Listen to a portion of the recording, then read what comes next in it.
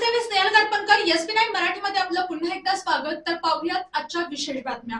राज्यातील ग्रामविकासाला गती देण्यासाठी जिल्हा परिषद सदस्यांची भूमिका अत्यंत महत्त्वाची असून त्यांनी विकासात्मक दृष्टिकोन ठेवून काम केल्यास ग्रामीण भागात सर्वांगीण विकास साधता येईल असे प्रतिपादन राज्याचे ग्रामविकास मंत्री जयकुमार गोरे यांनी केले.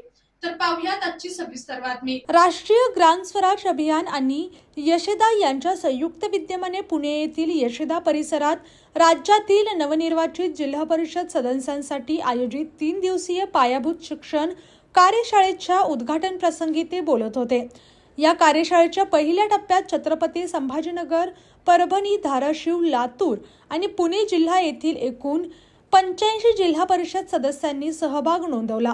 मंत्री गोरे पुढे म्हणाले की जिल्हा परिषदेमध्ये प्रभावीपणे काम करण्यासाठी सदस्यांना प्रशिक्षण अत्यावश्यक आहे आणि ग्रामविकास विभागाच्या वतीने विविध विषयांवर सखोल मार्गदर्शन देण्यात येत असून या प्रशिक्षणाचा उपयोग करून सदस्यांनी आपल्या मतदारसंघात विकासाची गती वाढवावी. राज्यात राबवण्यात येत असलेल्या मुख्यमंत्री समृद्ध पंचायत सक्षमीकरण अभियानाला उत्स्फूर्त प्रतिसाद मिळत असून प्रत्येक गाव समृद्ध करण्यासाठी जिल्हा परिषद सदस्यांनी सक्रिय सहभाग घ्यावा असे आवाहनही त्यांनी यावेळी केले.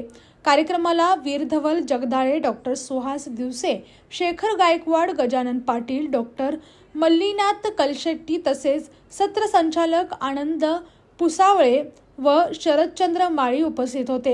ही कार्यशाळा जिल्हा परिषद सदस्यांच्या क्षमतेत वाढ करून ग्रामीण विकासाला नवी दिशा देणारी ठरणार असल्याचे मत उपस्थितांनी व्यक्त केले. अशाच जिल्ह्यातील, राज्यातील व राष्ट्रीय स्तरावरील ताज्या बातम्या पाहण्यासाठी पाहत रहा SP9 मराठी न्यूज चॅनेल.